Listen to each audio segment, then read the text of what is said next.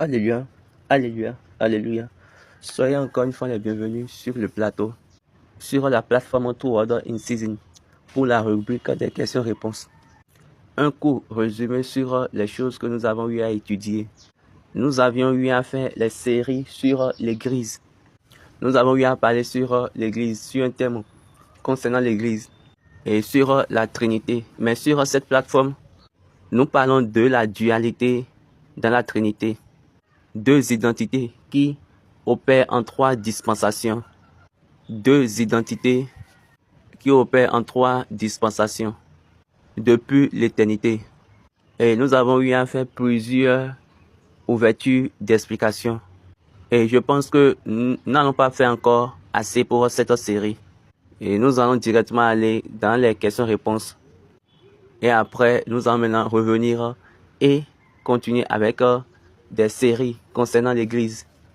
Et nous allons faire sortir cela à la bergerie, au bébris, afin qu'elle puisse connaître la valeur et l'essence. Parce que s'il n'y a pas la vérité dans ce que vous faites, là, vous êtes déjà trompé. C'est-à-dire, vous êtes déjà séduit.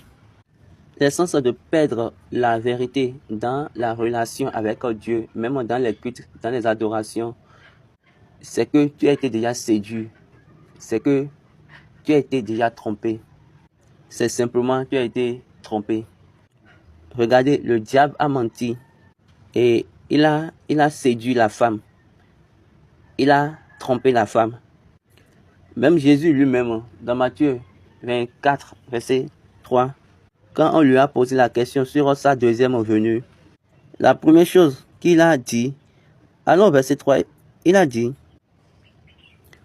il s'assit sur la montagne des Oliviers et les disciples vinrent en particulier lui dire cette question. Dis-nous, quand cela arrivera-t-il? Et quel sera le signe de ton avènement et de la fin du monde?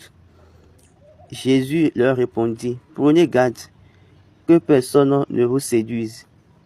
Okay, la version anglaise a parlé de faites attention pour que personne ne vous trompe. Donc, vous devez faire attention à la tromperie, à la séduction. Je prie pour que nous ne soyons pas trompés. Amen. Mais si vous êtes trompés, c'est grave. Parce que quand vous regardez l'âme de l'ennemi, l'âme de guerre de l'ennemi, c'est la déception, c'est la tromperie.